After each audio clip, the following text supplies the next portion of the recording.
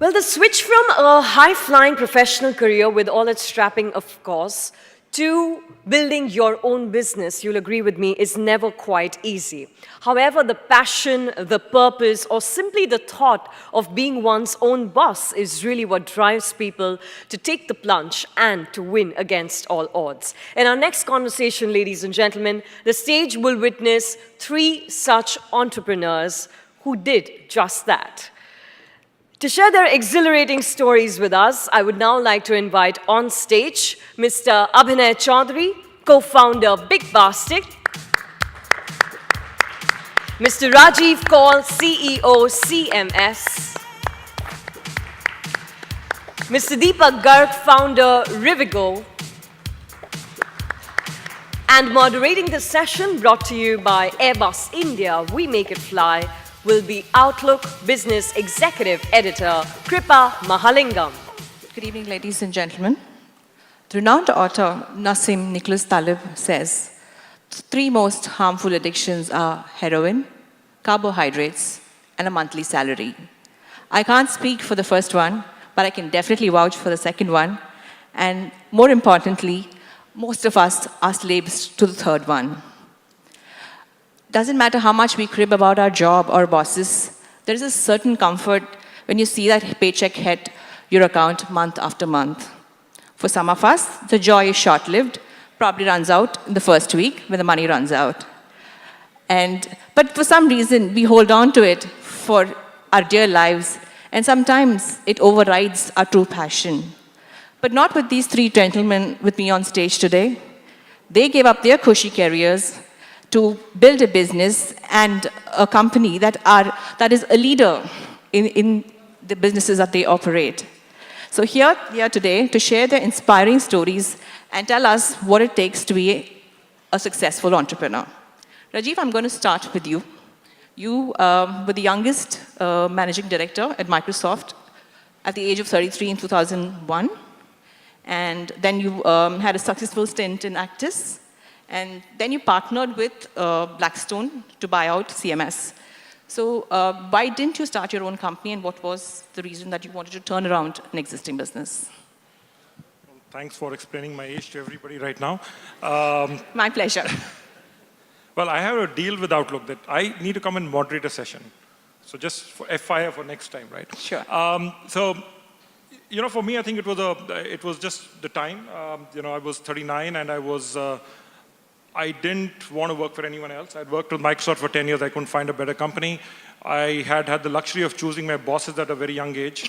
2007 was just recent to the dot-com and the exhilaration and what came after that. Therefore, doing a startup was the last thing which people did at that time. The second was I had worked in private equity. Private equity was hot, I would even call it sexy at that time, 2005, 2006, 2007, globally.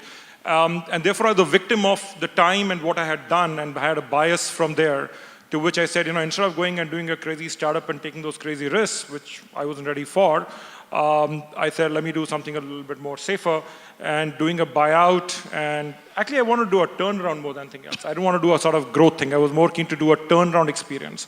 And I think that's where I ended up and how I ended up doing CMS. Okay.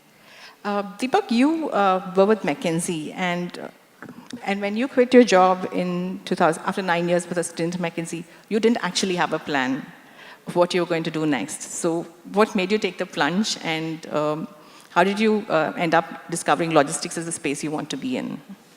So I do connect with the opening line you said around, being slaves of, salary.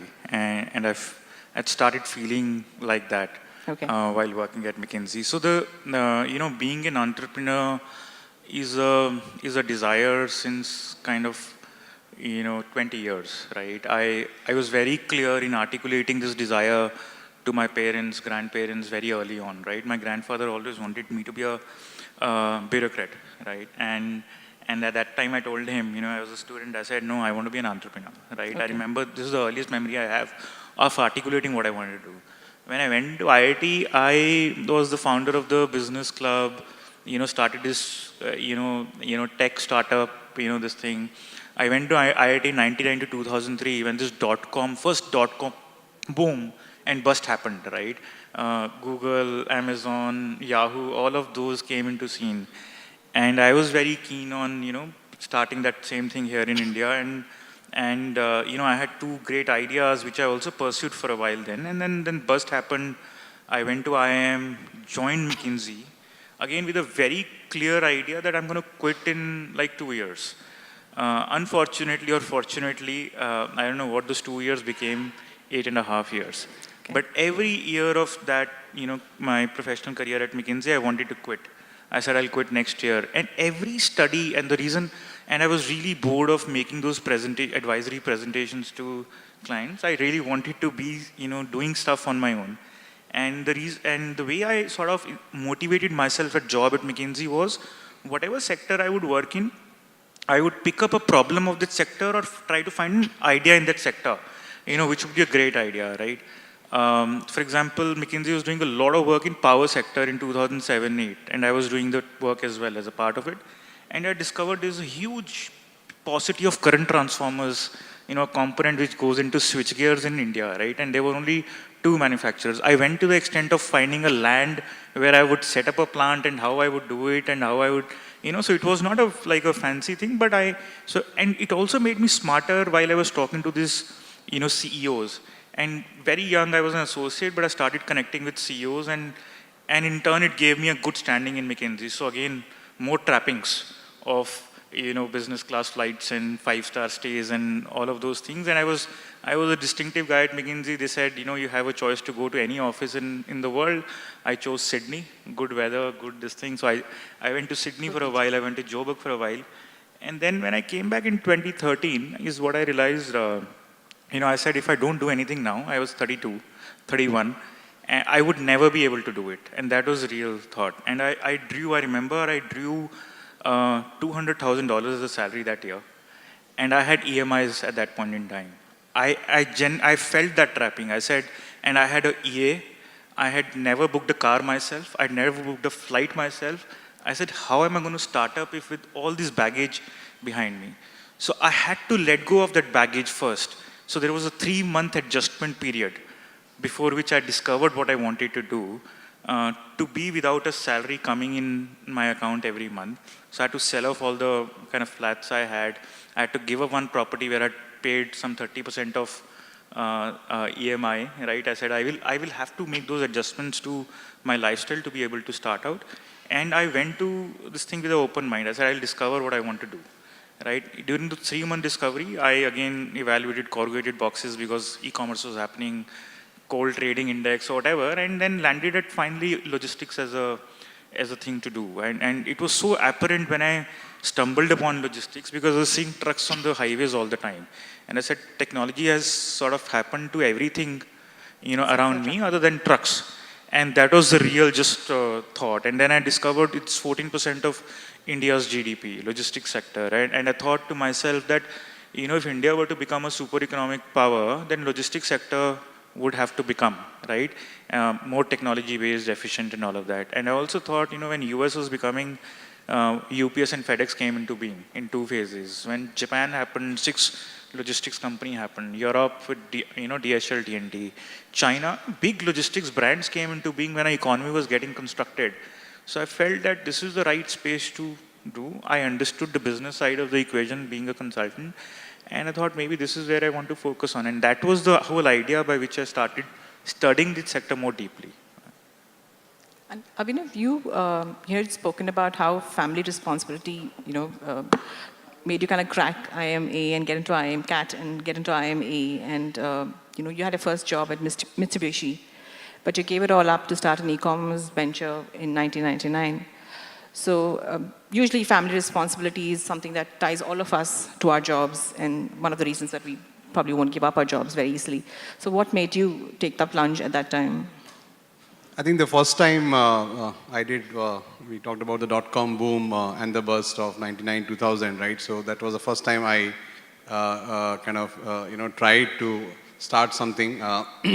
And yeah, I mean, I didn't have a golden handcuffs of McKinsey, but those were also quite decent golden handcuffs of Mitsubishi Corporation. They were Fortune #1 that time, and all that five-star lifestyle, everything was pretty much there, and that was my first job. So the coziest job you can ever get in your life, right? But then what was really kind of bothering me was 3 years of my stay over there. I was not really learning much, right? Being Japanese firm, very hierarchical, decision making is centralized. So that was really making me very, very itchy, right? And then on the other side, this whole dot-com boom was happening, right? And I had a room partner who was with Satyam Infoway, and he was like, flying across the world, doing multiple stuff. So I was just comparing my, day-to-day routine versus his, and I was feeling very jealous that, he's really a high flyer, and I'm just doing a 9 to 5 job. Saturday and Sundays, I can't even go to the office because it's logged, right? So that was the kind of a really disconnect, right? So hence, I looked at this opportunity, and during my childhood, I had my sister run a small garment shop in BHL. My dad was at BHL Bhopal. And whatever I had learned as part of visiting that store and then buying for that store, I got some familiarity towards the apparel as a category. And in 99, 2000, most of the dot-coms which are happening in India were primarily in the horizontal or books or, electronics, that kind of space. Nobody was really doing apparel, right? So I just studied. There were several such apparel brands who had gone online in US, and I thought maybe this is the thing which I can, try because of my familiarity with the space. So that's what I did. I quit Mitsubishi, came to Bangalore. This friend of mine who was staying with me in Chennai, he had already moved to Bangalore because he had raised capital for his firm, which was in telecom services.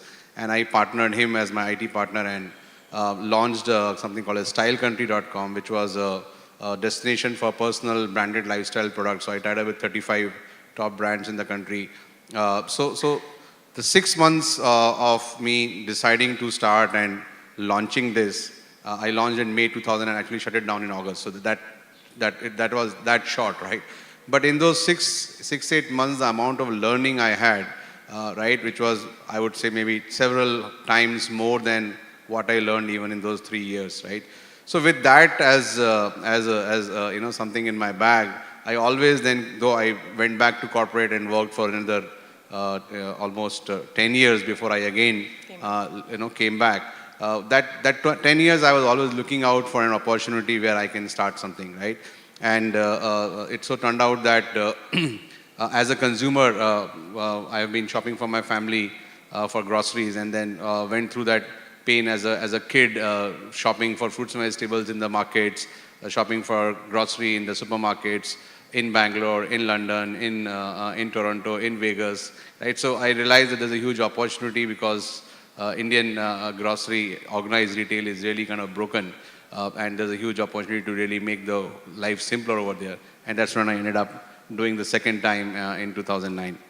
So second time around, you had plowed in all your savings, and funding was not as easy as it is today. And so you had to sell your house as well. So what kept you going during those challenging times, and how did you, did you ever want to give up at any point, or what kept you going? So I think, I was really solving a very day-to-day kind of a problem which, every consumer faces, right? So, and then that initial, because you have such great insight as a consumer, right? And you are really trying to solve a problem with the consumers, in your mind. And you already know what that pain is, right? So that really kind of helped me have the right proposition. And once you have the proposition and you kind of really talk to people and they all give you really positive feedback, yeah, this is something which will work, gives you that initial level of confidence, yes, this is going to work, right?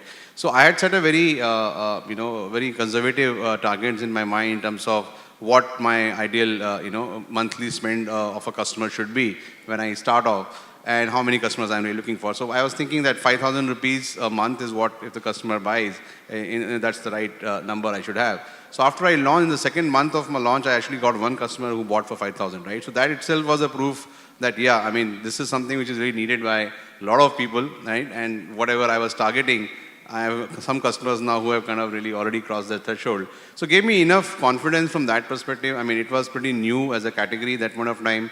Everybody was living with this baggage of Webvan who failed miserably, blew $1 billion in US. So every investor had this question of Indian housewives, fruits and vegetables, touch and feel. This is not going to work, right? So So that was the backdrop in which, but as I said, as a consumer, realizing that, what pain everybody is going through, and initial whatever feelers I was getting from my regular customers and strong word of mouth kind of really kept me going on that, right? To the extent that I said, yeah, I mean, I have put in my savings, and now I have a house which I should, because nobody was willing to fund that amount of time. So I sold that off to get a long runway so that I can last for longer time. Okay. Rajiv, you engineered the transformation of CMS into India's largest cash and payment solutions provider.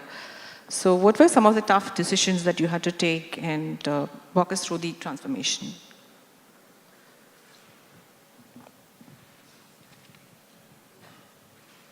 Well, I think any turnaround has massive number of challenges. I was, I think, talking earlier to Deepak, I was talking to Gopal. I said, I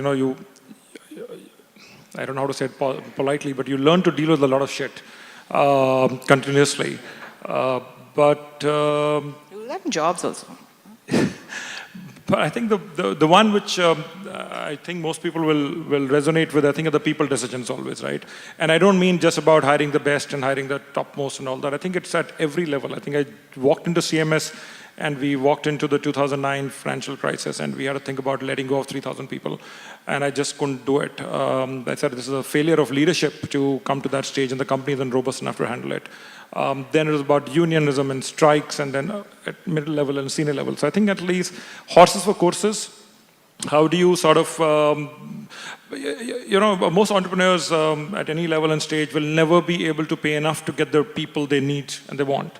And then what are the gap, and how you're going to fill that gap is, I think, the toughest decision for you. And how do you balance it with your current team and your loyalty and meritocracy and the values you want? I think it's a mindless struggle, because you don't have unlimited resources and means. There is no fallback option, and there is no second guessing. There's no one really out there to coach and mentor you and tell you what to do, and you're supposed to know all the answers. And for most parts, it's a fairly thankless job. People will never be able to appreciate what you have to go through, and what the doubts you have, and the confusion you have, and the decisions you make. You're mostly in a dark tunnel. Once in a while you get some light, but the light, you don't know when it's going to come. Suddenly it starts appearing, right? And like, oh my God, there's light, there's sunshine, let me run to it and grab it.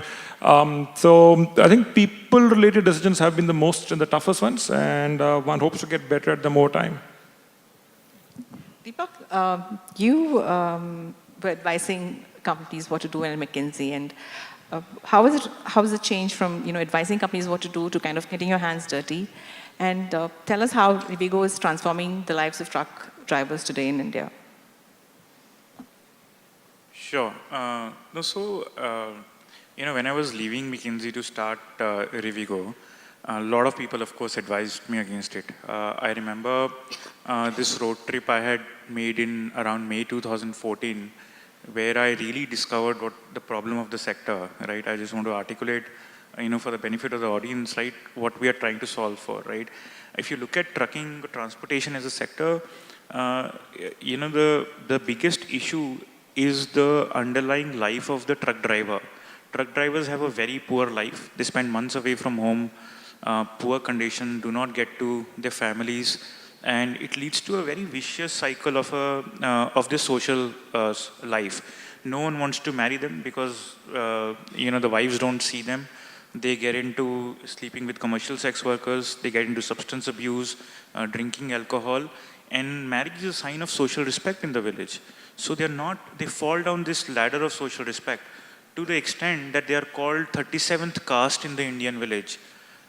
Believe you me, I did not even know, coming from McKinsey, that India has 36 castes. And truck driver is basically not a profession anymore. He's called the 37th caste.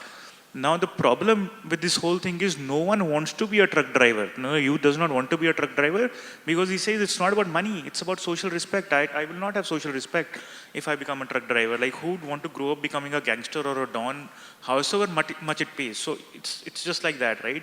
That I'll not have a social life around me. And that is leading to a big paucity of truck drivers in the economy. As an economy, we need to create 1 million truck driving jobs, which is 10% of the agenda of this country. We need to create 10 million jobs, out of which 1 million is truck drivers.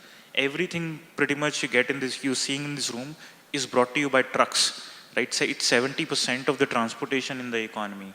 And if we don't create truck drivers, if you don't have youth excited about this job, one will not hit our job milestones, but also the fact that the economy will face a huge growth risk. The government data says we'll have 482, if this trend continues, we will have 482 truck drivers to every 1,000 trucks by 2022, which means a 52% shortage of truck drivers by 2022. So you can have any growth projections of economy. The biggest threat I saw then was, having a model which can actually create more and more truck drivers.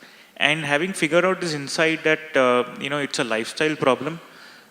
Being a consultant helped there, by the way. I was always flying. The last year of McKinsey, I was actually 250 nights away from home. And so I could relate partly with the fact that you're not at home, so your social and personal life takes a hit. But not as bad as what the truck drivers are, of course, facing. But flying in the sky as a consultant is very different than truck driver on the road. Of course. I don't want to. I absolutely, the kind of love I have for them, I don't want to trivialize, what life they go through. And the fact of the matter is, and we came up with this idea. We said, if we can get them back home every day, this will solve all the problems. And that's the origin of, what we started doing as relay trucking. Now relay trucking is a very kind of known thing, but Rivigo was the originator of relay trucking actually globally. Now DHL is copying what we are trying to do, but the way relay trucking works is a truck goes from Delhi to Bombay, the drivers change over at different pit stops along the highway. So a driver will take a truck from Delhi to Jaipur, will hand over a truck to a guy in Jaipur, who will take the truck from Jaipur to, let's say, Bhilwara. The guy who gets off in Jaipur will get rostered on a truck coming back in the opposite direction. So every driver is driving 10 hours a day, 8 to 10 hours a day, but landing back home in his home location. But the magic starts to happen in the transit times and the asset efficiencies, because the truck is running all the time. It is not stopping because truck driver has to sleep or bathe or eat or drink chai and all of that, but also the transit time would then shorten. So Delhi, Bombay, when we started running this operation, people would do Delhi to Bombay transit in 5 days or 6 days. We started doing it in 24 hours. People did not believe that this could happen. We could start meeting air transit time. And that was a big, and that, this idea itself sounded so exciting in my head that I came back home and I said, I'm going to do this. So my father basically said, so you're going to leave McKinsey and will devote your life to solving lives of truck drivers? Is that what you're going to do? And I said, yes. And he did not speak to me 3 months after that. My mother was the sort of, I would talk through my mother, but I'm sure all entrepreneurs go through this. Families are less supportive. For them, coming from a small town of Patiala, McKinsey was a big deal, and I was doing already quite well, and they had to. So now they're happy, of course, after 4 years. They won't have any complaints now. They're not going to have any complaints now. Yeah, they are reasonably good. Abhinay, what's the best piece of advice you ever got? To budding entrepreneurs? Yeah, no, the advice you got. The advice I got, okay. Yeah, so, the one advice I got, which I also talked about in my story with Outlook, was I was running this thing all alone when I started off in 2009. And so my ex-boss from iGate Consulting in US, he said, look, it's too risky to run any enterprise on your own, because what if you meet with an accident and the whole thing is, at standstill. So that was one, major piece of advice, that you please go find co-founders for yourself, right? And that really helped. And then I later on, obviously, teamed with other 4 co-founders of FabMart, and now we have 5 co-founders in Bigbasket. So that was one major piece of advice. Rajiv, what was the best piece of advice you got?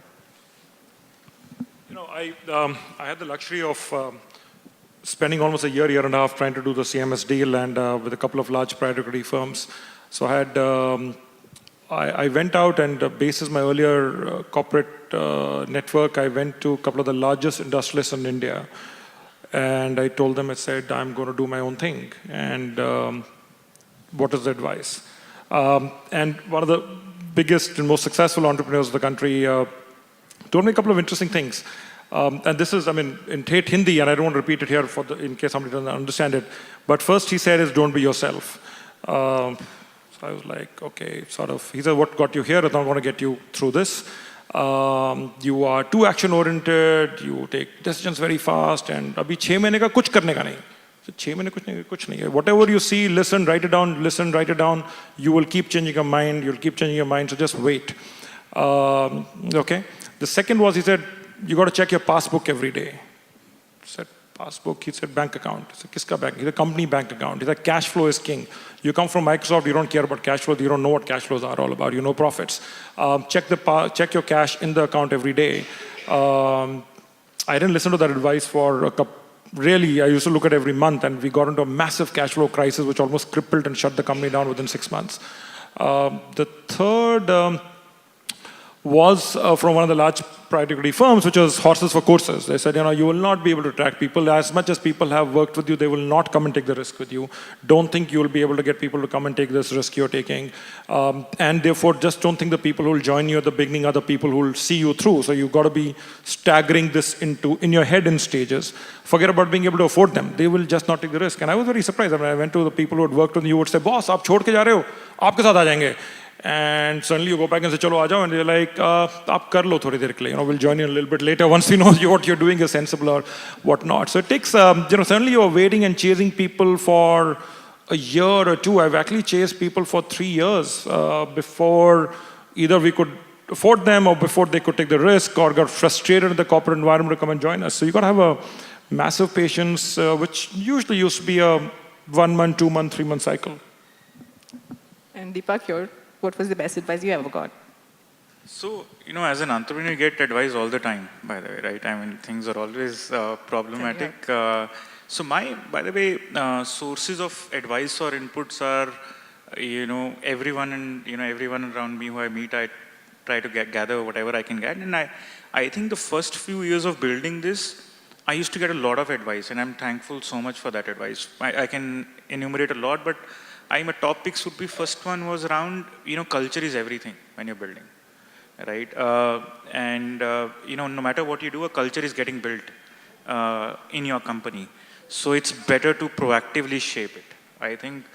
And that made a switch. I really started to articulate culture. In fact, at Rivigo, in the first year itself, we started the culture we want to sort of build and embedded that in the way we hired people, the way we reviewed people, the way we celebrated people, the way we had our meetings, everything else, right? And that really has been the core of, what we've, this thing. I think the one big insight I had got, I was in Leh, I remember I was reading this book on Amazon.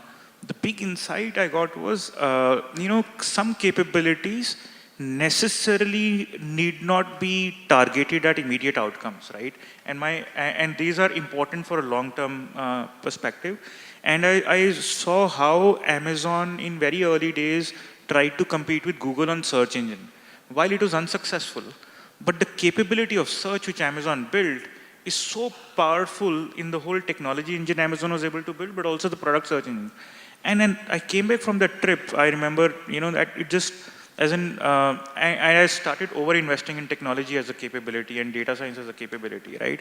And I'm seeing some of the fruits of that coming through. And the third, which was very relevant for me, then as McKinsey consultant, you're not supposed to take decisions. So for everything you write a pro and a con.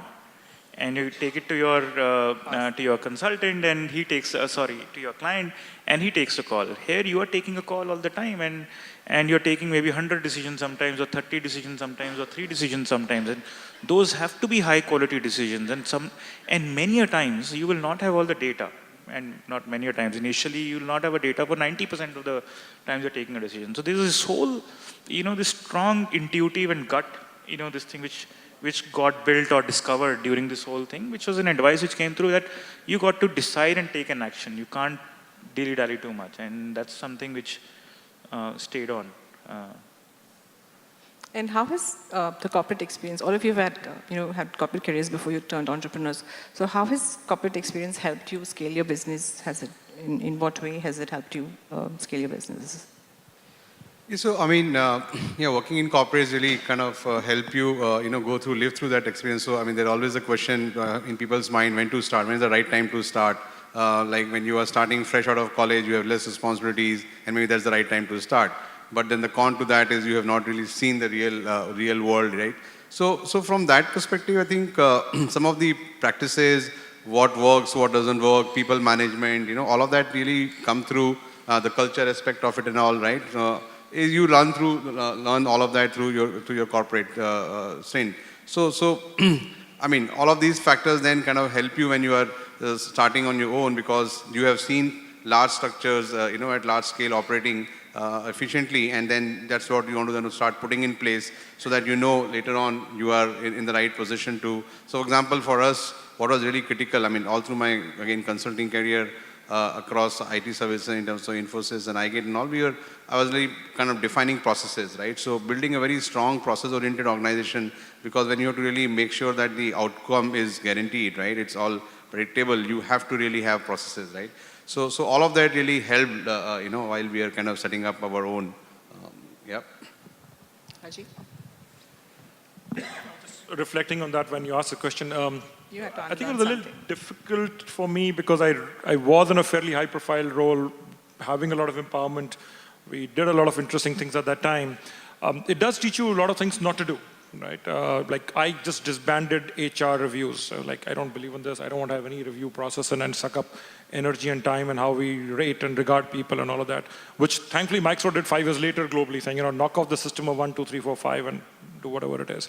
You do, in my case, I was lucky to learn a lot about, just brand and reputation and how do you build influence and how do you build relevance and how do you think of a broader cause of changing the world and through technology at that time. And therefore, you start looking for a broader goal and meaning. But there are some very notable differences which, in a corporate setup, the most important question which people would always ask you as the country head would be like, what if you get hit by a truck? And after a time, I got tired. I said, yeah, if I get hit by a truck, I'm dead. I don't care anymore after that, right? It's your problem in life. It's not my problem in life. I would say that in Microsoft, annual review, Rajiv, what if you get hit by a truck? I said, I don't care. I'm dead. So it's your problem. Go fix it. But in an entrepreneurial journey or whatever you do, I think you do matter a lot more. And the emotional intensity which you need to bring to the role is far different. It's not the intellectual integrity. I think it's the emotional intensity which is really critical. What is also very important, I've realized, is that you just have to show up. You have to have the energy to show up on the shit days and the bad days. And because on those days, that 3-4% incremental benefit by just your presence is serious impact on whatever you're trying to achieve and do. So you learn both good and bad, what really doesn't. I mean, you also do realize that there are no entitlements in this job. You have to accept that you come last. When we had the cash flow crisis for almost a year and a half, I, despite whatever I had sort of signed up for, I had told my CFO saying, I want to be the last person to get my paycheck. Because that's the only way for me to know when the banks and the SMS that which day did the second last person in the company got a salary. And it used to be a month and a half, then a month, then 15 days, then 10 days, then 7 days. But that is the only way to keep tracking, because otherwise they'll say, sabko de diya. And you won't know when people got the salaries in time. So yeah, I think it sort of gives you, it's very humbling, and it brings out a different level of emotional involvement which you never realized you were capable of.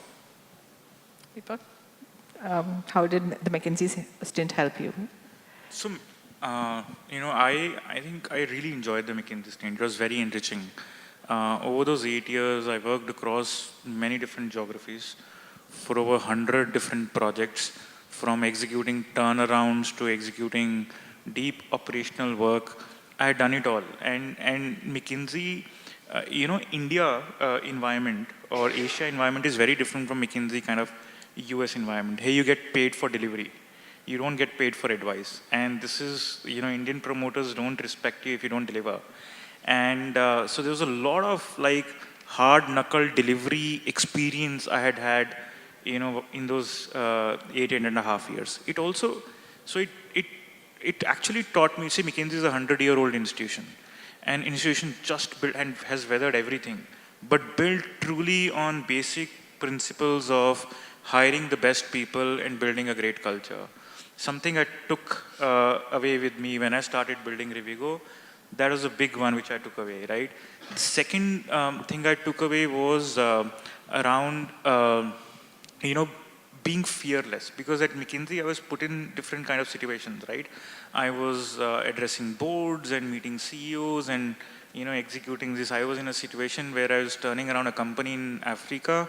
I met the president of Zambia, right, and negotiated a deal there, with the client of mine. So I'd been through kind of all kinds of situations, right? Met thousands of people, and so I did not fear anything when I came out. And when I was meeting like bankers or investors or people or advisors or this thing, I was natural. I was like playing this. I think those two were big things which helped me, when I started Rivigo. So finally, I want to ask all three of you, what are the key traits for a successful entrepreneur? Sorry, can you repeat that? Key traits for a successful entrepreneur. So I think one of the most important is I guess the perseverance part of it, right? And because a lot many times what happens is you go through highs and lows every day, right? Because that's the nature of the thing, right? You are really kind of taking calls, figuring out, and sometimes you are really too lonely to really kind of figure out that what's happening.